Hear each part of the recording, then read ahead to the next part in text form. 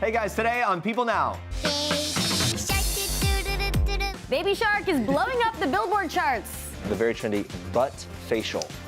Have you guys heard? It's a thing. Yes. Dr. Pimple Popper is here with some important skincare advice and tips for all of us. Lady Gaga takes a stand against R. Kelly amid his sexual assault allegations. The cast of The Sopranos together again for the show's 20th anniversary. Plus, New Girl star Lamorne Morris is giving us a sneak peek at his new show on Nat Geo. It's all live today on People Now.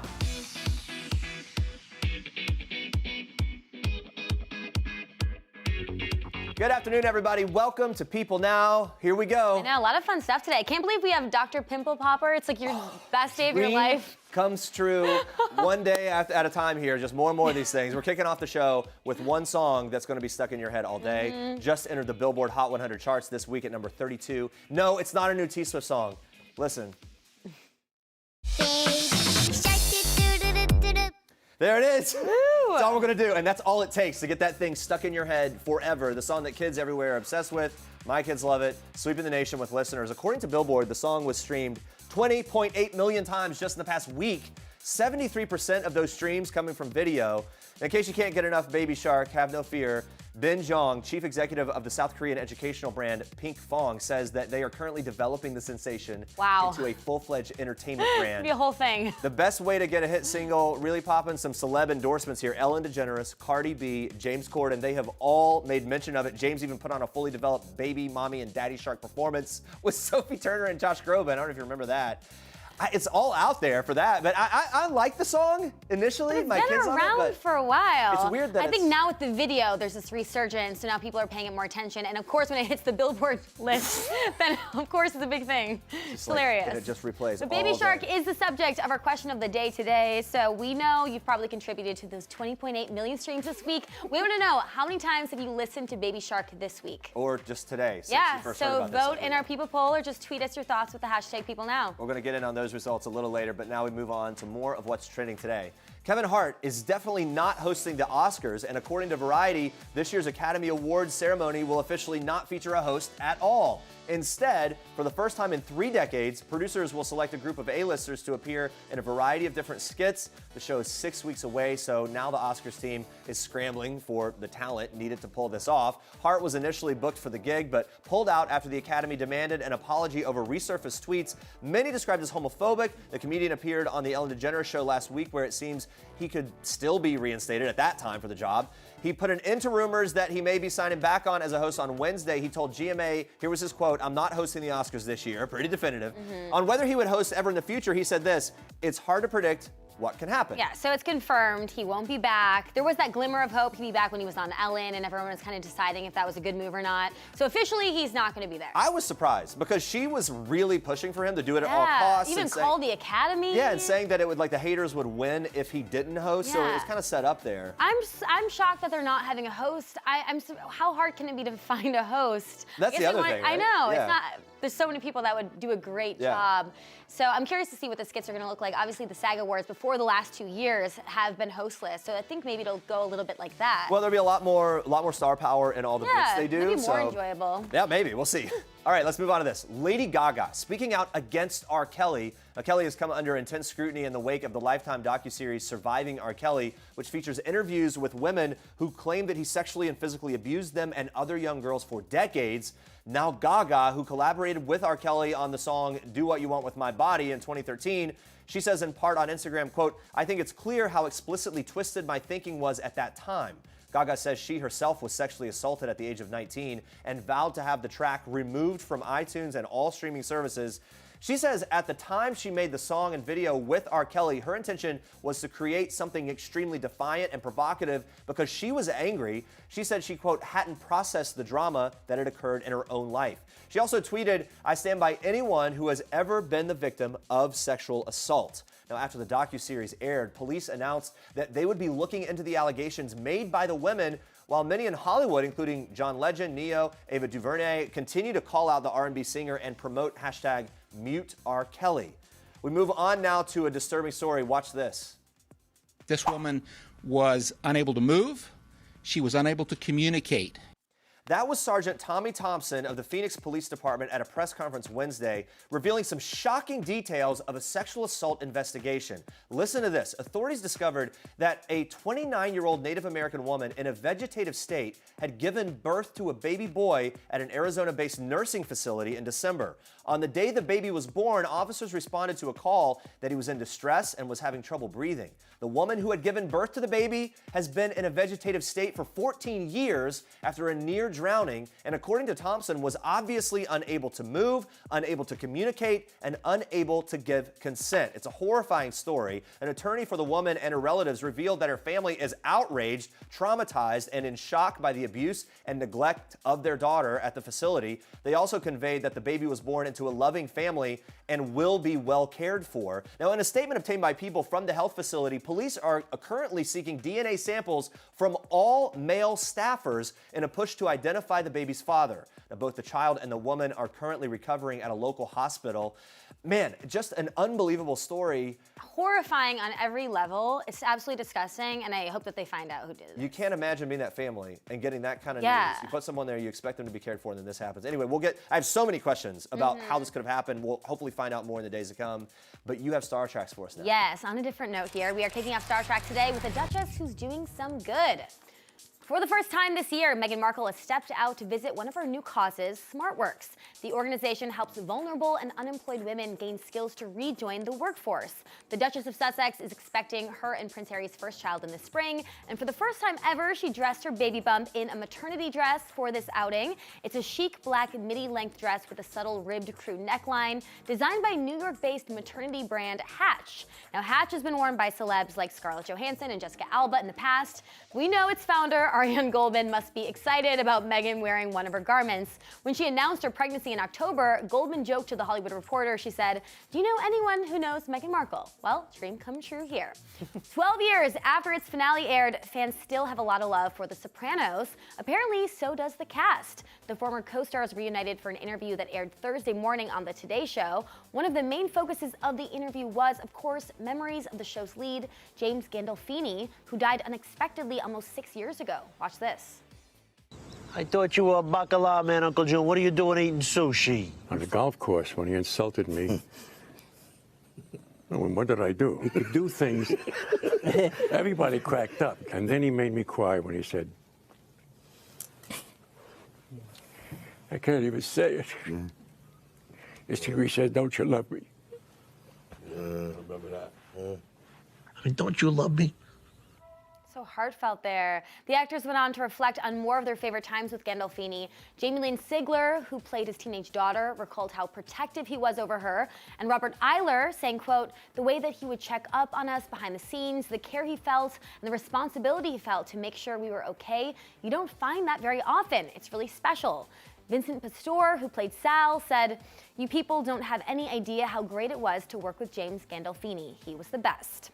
Well, guys, the bromance is real. Riverdale co-stars and real-life BFFs KJ Apa, Cole Sprouse, some of their buddies were spotted getting wet and wild while vacationing in KJ's native New Zealand over the New Year. Now, KJ posted some of his vacation highlights to Instagram, which included rugby, beaches, hiking, a helicopter tour, and a mechanical bull ride at the Hidden Festival. I want video of that. A boys' trip obviously wouldn't be complete without a sweet puppy, right? KJ Apa and his abs can be seen cuddling up to his sister's tiny chihuahua in one Insta photo with the caption, "My tiny son." Very cute. That's a great photo. Meanwhile, Cole Sprouse led his artistic side show with these beautiful photos he took during his time in NZ. Seems like KJ and Cole kicked off the new year the right way. Gotta say, pretty jealous. Those are your Star Tracks for today. All right, stay with us, guys. Lamorne Morris joins us live to talk about his latest Nat Geo project and so much more. Plus, Dr. Pimple Popper herself, Sandra Lee, giving us the lowdown on the skincare trend that is all the rage these days, the butt facial. It's a thing, and it's coming up in just a bit. Well, we can't get enough of Baby Shark, and apparently neither can the rest of the world right now. The song hit number 32 on the Billboard charts this week. We've been asking how many times you've listened in our People poll. So let's check in on our results so far. Well, it seems like this backfired. 60% have listened 0 to 10 times. But 31% too many times. My kids love it. I fall into that 31%. And then maybe should have asked how many times has it cycled in your mind. Yeah. I don't know. Miss Charlotte says, my granddaughter sings this. And Sandra says, never heard it at all. Thank God, LOL. Well, now you have. You've heard it now, and you'll never forget it. You can keep voting in that People poll, but now we move on to this. All right. Founder and CEO of Amazon, Jeff Bezos, announced on Wednesday that he and his wife, Mackenzie, are divorcing after 25 years of marriage. In a tweet on Wednesday morning, Bezos wrote a statement explaining the divorce. It said, in part, we feel incredibly lucky to have found each other and deeply grateful for every one of the years we have been married to each other. If we had known we would separate after 25 years, we would do it all again. I mean, this may be one of the most expensive divorces ever. Oh, so gosh. Bezos was named richest man in the world in June of 2018. He surpassed Bill Gates on Forbes' annual ranking of the world's billionaires. Bloomberg reports that Bezos' net worth is now $137 billion, making him the richest person in the world. So no surprise that everyone's talking about this. So much money in the works here. And here's another detail. Washington, where Bezos lives and resides, is a community property state. Here's what that means. It's all assets and debts accrued during the marriage are considered owned equally by both spouses unless there was a prenuptial agreement stating otherwise. It's not exactly clear if there was a prenup in place here yet. So I mean, if I was imagine. her, I'd be really happy if I did not have a prenup. Can you imagine? Oh I my imagine gosh. they have one. If they did not have a prenup, though, Mackenzie would be entitled to half of that $137 billion. Which is around 68, 69 billion. I guess you can live off that. Yeah. Make it work somehow. By the way, the current title holder for the most expensive divorce is a Russian billionaire. He was ordered by a Swiss court to pay up to, I think it was $4.5 billion to his ex-wife. A little more than that, maybe. That's crazy. Can you imagine? I can't. Sources confirmed to People that Jeff is seeing news anchor Lauren Sanchez. So that's kind of the new development in this. Now, Yeah. Sanchez is also divorcing her husband, Hollywood agent Patrick Whitesell. So there's seems maybe a little scandal. Well, the timing of this all. Those two have been married for 13 years. A source tells People that Bezos and Sanchez have been spotted spending more and more time together in recent months. And Bezos attended Amazon's Golden Globes party after the awards show, so very recently, where a partygoer spotted Jeff chatting with his new girlfriend and her soon-to-be ex-husband, which I find very weird that they're all together. Well, and I smiling. worked very briefly with Lauren Sanchez at Real Channel, and she's been married to him a while. They are the Hollywood power couple of sorts. He's a very powerful agent. They move and shake around town. Not that surprising that they would be at the party. I wonder is how much they all knew at that moment, right? Yeah. And that was just days ago. I'm just fascinated with how much money is involved. It's a lot. Yeah. All right. People Now favorite and fitness guru Shaun T and his husband Scott recently stopped by the show. We I love them so much. They brought their adorable twins, Silas and Sandra, as well. I've been looking at these twins on Instagram so much. They're very cute, but with cute babies also comes tons of energy. So they only made a brief cameo, but watch this. It's twin sanity. So they're completely different. There's nothing the same, except for they're wild today, both. Silas is very sensitive and always wants to eat. Sander almost never wants to eat, and he's like me, crazy, wants to be insane all the time. Silas is also focused, like he'll go sit in a book corner for 15 minutes.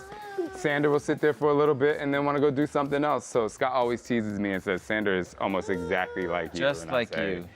I get him. They are so cute. Having a baby, definitely a handful. I mean, love hearing them talk honestly about it because, I mean, I've been through it. I can imagine that. But one thing I cannot imagine is having two at once. Well, and then they travel everywhere. Right. These babies have been all over the world. And that's next level, yeah. I know. After Silas and Sander left the set, leaving one shoe behind for Scott, you'll see, the couple opened up about how raising newborns really put a strain on their relationship.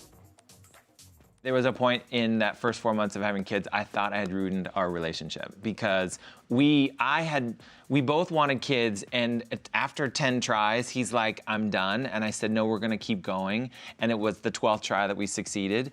It just, the culmination of no sleep, the crying kids, new parents, trying to succeed and do the best that you can do. It just, you know. It was a nightmare. Like, you just don't think clearly. I was eating healthy, I worked out. The only thing I didn't do well was sleep, and I still gained 7 pounds. Yeah. He lost a ton of weight. Stress, though. Right, and like the stress of no sleep or however, it affects you. And so we had a strong foundation, and we still had a tough time. So before you have children, make sure you have a really open, honest communication. It's not a gender-specific role. You don't, even if you're in a heterosexual relationship, it's not like the lady has to do this and the man has to do this. It's what is your superpower? How can you bring your strengths to raising these children? And we're not perfect. We still fight. I be having to let him have it sometimes. I mean, you know, I'm from the hood, so So. And for more of Shanti and Scott talking all things family, fitness, and more, check out their issue of Parents Magazine. It's on newsstands now. They are the best. And when he's not on daddy duty, Shanti is continuing his quest to get the world in better shape. His workout program, Transform 20, is perfect for parents or anyone operating on a tight schedule. Yeah, if you're one of the many whose New Year's resolution is to get back in shape, we've got you covered. Shanti and Scott gave their top tips for sticking to your fitness goals in 2019. Stop putting the pressure on yourself. Day one don't mean bleep if you ain't giving the same energy on day 365. This isn't a 100-meter sprint. This is a lifelong journey, and it's okay if it takes you a year to lose 30 pounds. You don't have to lose it in 30 days. So I'll piggyback on that and say start small, because small things turn into big things. So, you know, I mean, I might know a couple things. You know, people, as he said, put too much pressure on themselves to do an hour workout, right, every single day when they haven't worked out in 5 years, right? Do something for 5 minutes. Do 5 push-ups. Do 5 squats. And then tomorrow do 6 squats. Because as we know, Rome wasn't built in a day. Or as people say, how do you eat an elephant? One bite at a time, right? I ain't eat no elephant. Do I know what number 3 is? Yeah, What? I'm ready. What is it? Have more sex. Oh. You know why? Most of us work out to look sexy, to be sexy. So while you're on your journey, because it's not always about the exercise and the food. It's about how you actually feel. Fit doesn't have a size, it has a mentality. So feel good about who you are. I love how Sean said, I ain't eating no elephant. I love how he's like, have more sex. And I'm like, his yes, workouts please. are very tough. I was in a workout, a Shanti workout video. That's right. So yeah, I know, it's the real deal. Well, and he's got the abs and everything else to show. Yeah. All right, on to this. Kate Beckinsale not denying recent rumors of a fling with comedian Pete Davidson. Instead, she gave this cheeky response to a fan on Instagram. So here's how it went down. Kate shared a glam photo of her mother on Instagram. A follower commented saying, "Dear heavens, Kate, not Pete Davidson." Now Kate's reply was, "No, that's my mother. Easy mistake." All right, so the rumors all started after Pete and Kate were spotted. They were chatting alone for maybe 45 minutes or so, according to a source, at a Golden Globes after party that was on January 6th. Just happened. Source told People that the pair cuddled at the party as well. What does cuddling mean? Right, I don't know. Does it mean like know. heavy leaning and they were tipsy? I don't Or know. like cuddle. Or cuddle. Multiple reports said that they left the party together, but a separate source says they did not leave together, so we're not sure what really went down. Regardless, it's an interesting rumor.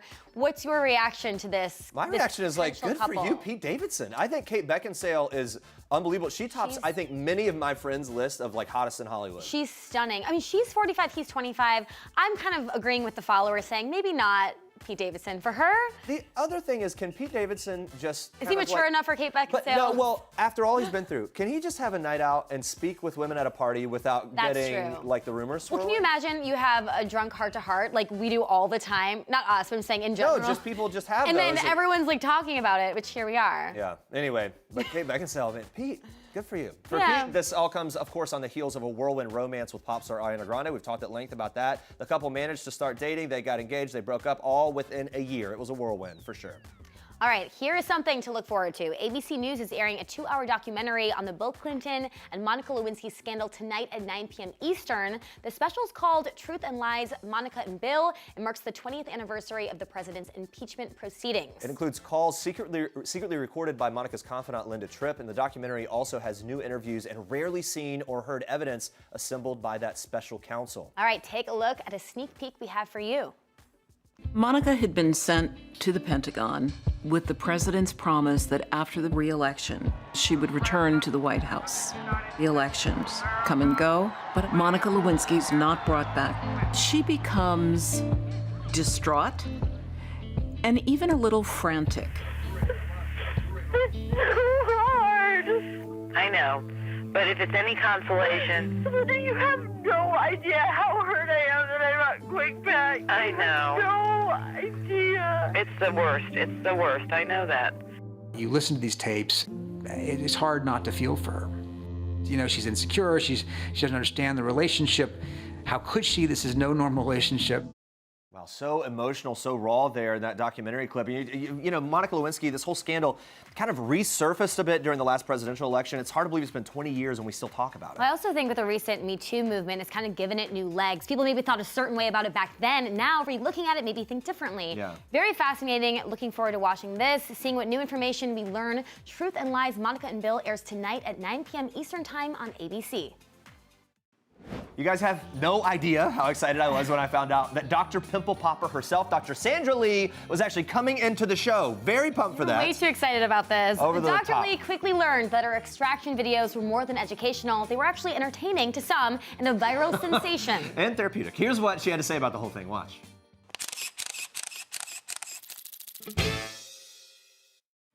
You know, it happened by chance. Yeah. Like, I fell into it. I started an Instagram page, and I thought, oh, it'd be really cool if people saw a little window into my world as a dermatologist.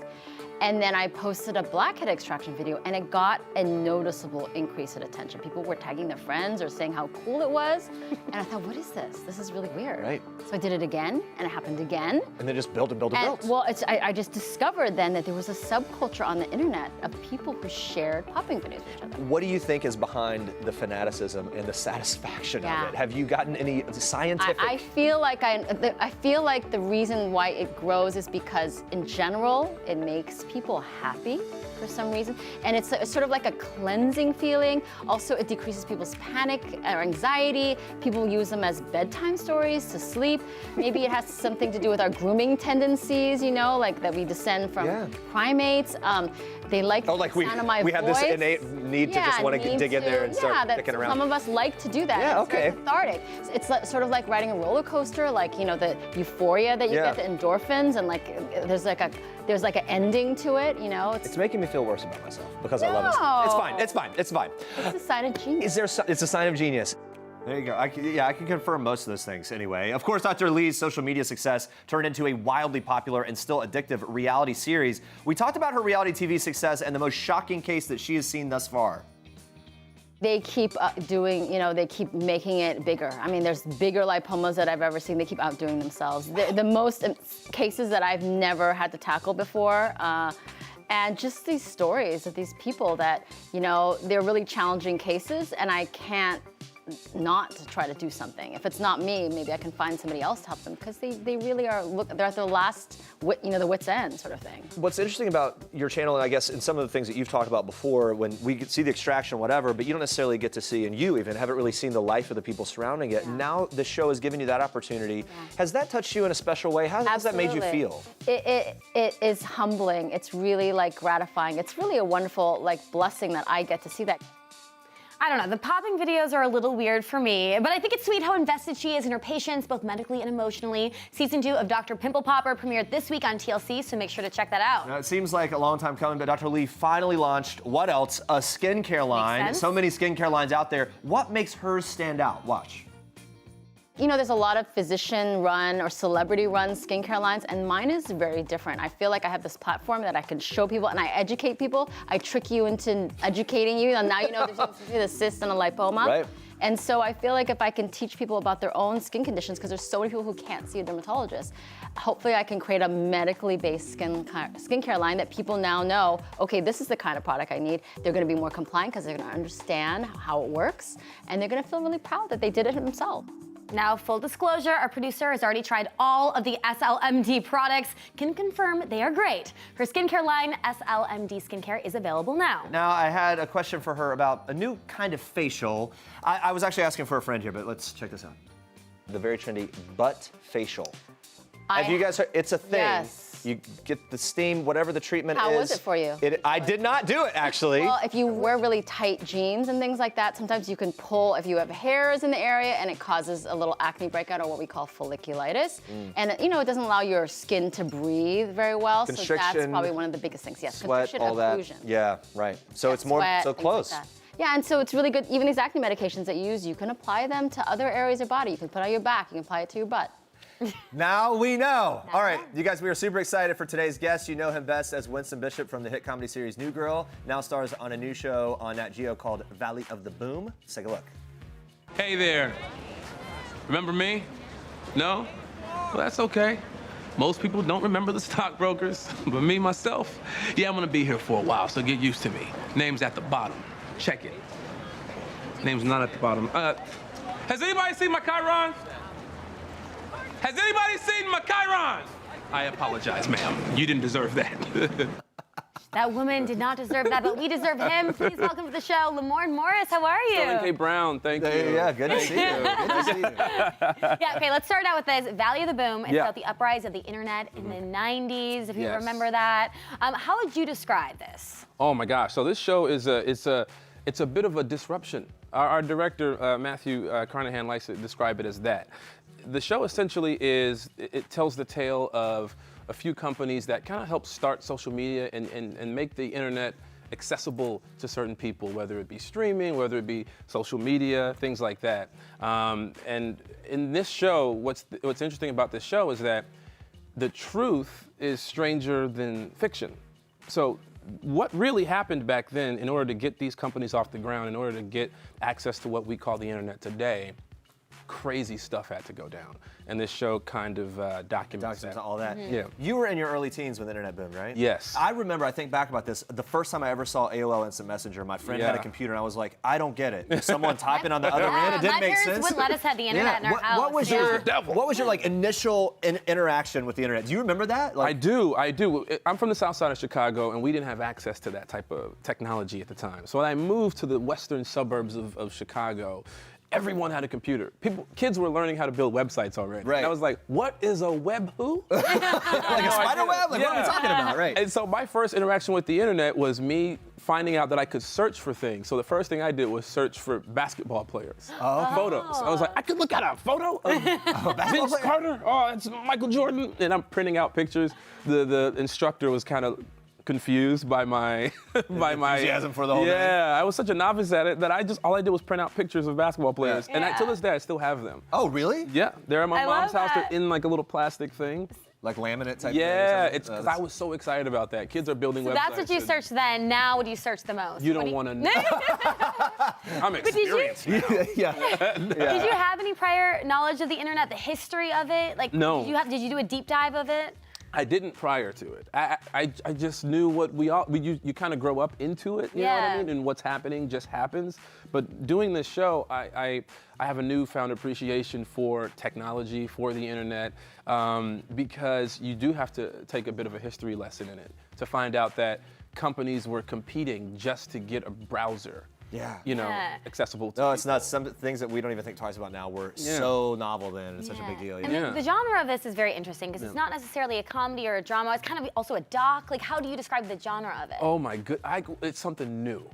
We created something different. And I'm not going to tell you what it is until you see it. Okay. To be honest with you, I don't know how to describe it. How do we prepare? How do viewers prepare for the experience? Here's how you prepare. Here's how you prepare for it. Know that in the first episode, it's a bit informational, a little bit, but then it goes nuts. The show goes absolutely crazy. People are being killed. There's rap battles. There's flash mobs. Whoa, okay. Rap battles. Well, we're interested. Let's talk about this. You're a talented comedian. You're friends with talented comedians. When are we getting the stand-up special? I know you've done like a rap comedy thing already, right?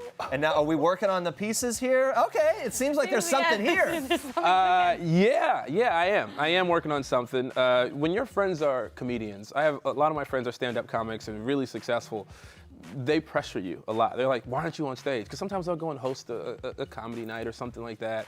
And you should do it. Oh my God, what are you doing? What are you doing? And so, and I love being on stage. I love being on stage. You get busy over the years. New Girl went for 7 years, and you shoot 8 months out of the year. When you're done, you just want to go to sleep. Good problems to have, by the way. It's great problems to have. I used to sleep in my car. Oh my God. My bed is huge now. Oh my God. We might see it. Silk sheets. We might see a comedy special. You may see a comedy special. All right. Sooner than later.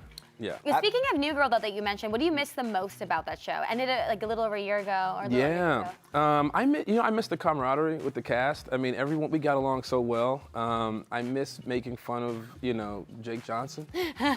He's an idiot. Can I say dick? Yeah, you said it. Done. Officially. Yeah. Winston you were known for the Winston mess arounds, right? Lin-Manuel Miranda even kind of like took note of them. Which is your favorite? He tweeted about it. Oh man. Ticklefoot, Blueberry, and Schmidt's cereal. What do you miss most about those? I miss how ridiculous they were. When you would read a script and they would just list off certain things that you would say, and then you'd improvise even more ridiculous things, and they would put it in the episodes. I just thought they were so stupid that they made me laugh a lot, like hysterically. So I miss that. I miss just saying nonsensical things that make absolutely no sense. You had a whole episode based on what prank is Winston gonna do.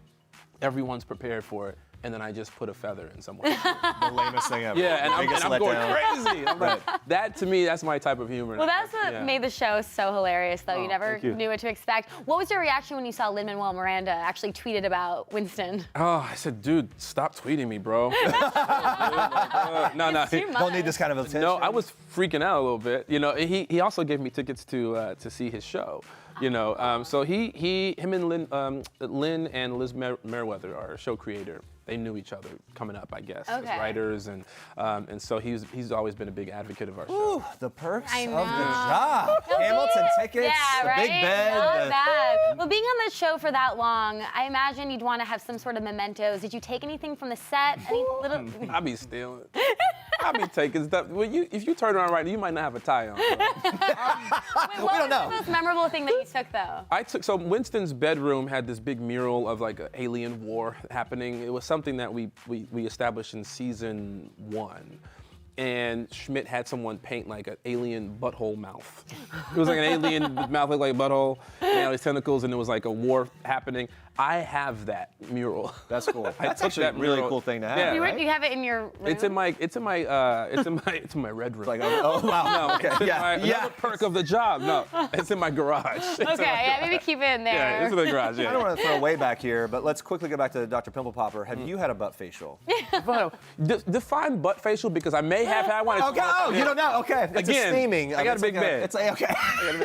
Okay, we'll leave that alone. We'll talk about this later.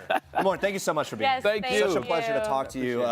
Guys, also, you can check out Valley of the Boom. It premieres this Sunday on National Geographic, 9/8 Central. All right, guys, we sat down with actress Sheryl Lee Ralph to chat about a potential Moesha cast reunion, female empowerment in Hollywood, and can't forget about her new role on the new CBS series Fam alongside Nina Dobrev and Tone Bell. And they play a newly engaged couple whose life is turned upside down when the soon-to-be bride's half-sister unexpectedly comes to live with them. Sheryl plays Rose, Nina's character's soon-to-be mother-in-law. Got all that? Take a look. How could you not tell your mother you were gonna propose? I was going to, but then I remembered something. You can't keep a secret. That's true, Rose. You threw me a surprise 50th birthday party and made me design the invitations.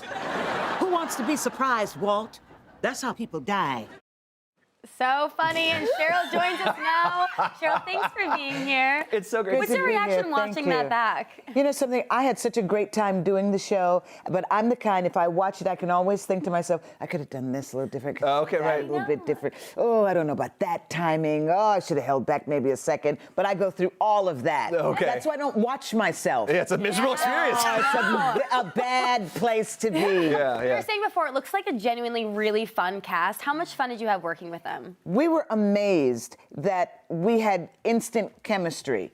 And chemistry is one of those things you cannot fake it. Like you cannot fake the funk, you cannot fake the chemistry, right? Either you have it or you don't have it. And all of us just came together right off the bat. And it was just, we were just amazed by that. It's like we like being around each other. Which is such an important thing, and for the success of the show and everything else. Nina's character, Clem, had a tough go during her teen years, found love with Tone's character, Nick, and his family.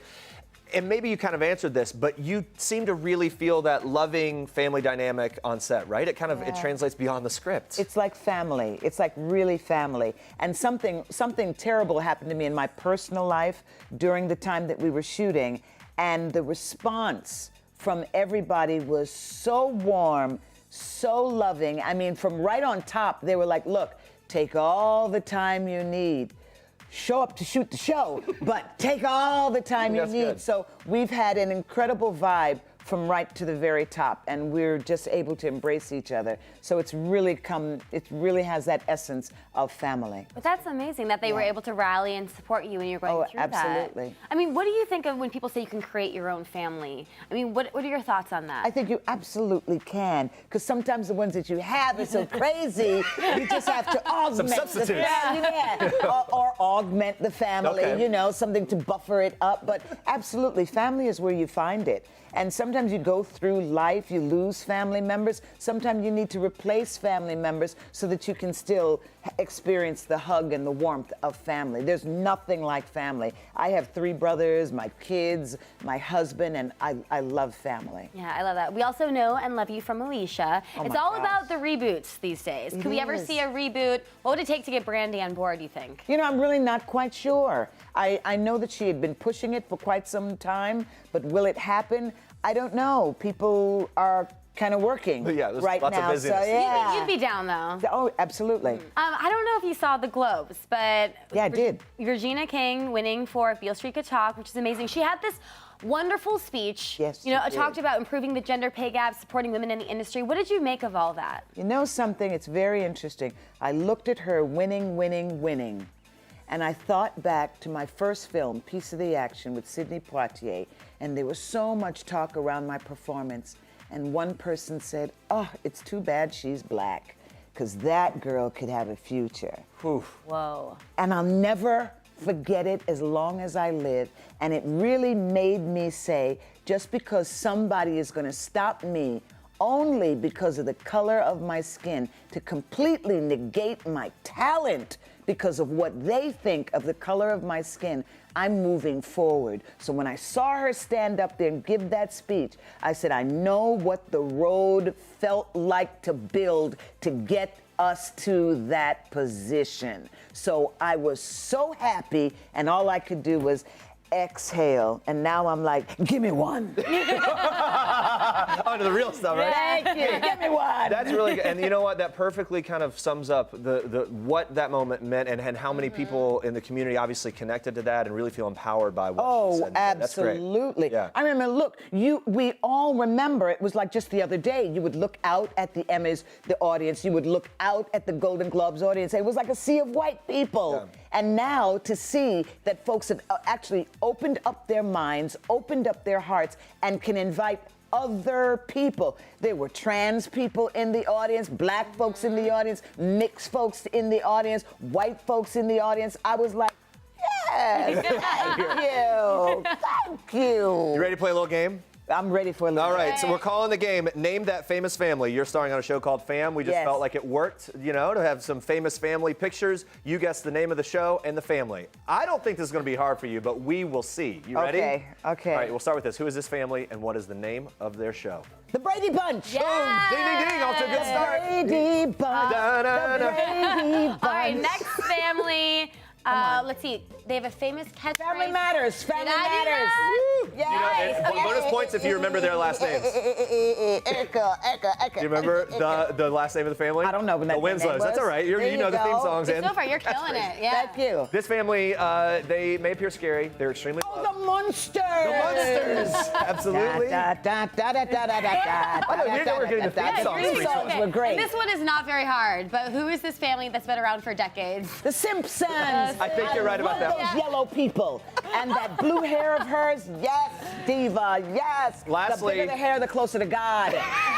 Yes. Moving on up to the east side. Of the Jeffersons. There we go. No energy. Thank you so much for being here, for everything. Thank you totally you. killed that game. That's yeah. amazing. All right, you guys, make sure Thank to tune into you. Fam on CBS Thursdays at 9:30 p.m. Eastern Time. You're going to love it. She's so funny. I love her. Best ever. Please come back anytime. Coming up tomorrow, Elizabeth Rome is here talking all about her new film, Sergeant Will Gardner, which she stars in with Dermot Mulroney. Excited for that? Alice Eve is stopping by to fill us in on her new thriller called Replicas. Be sure to tune in for that. Thanks for watching, and we will see you next time. Bye, guys.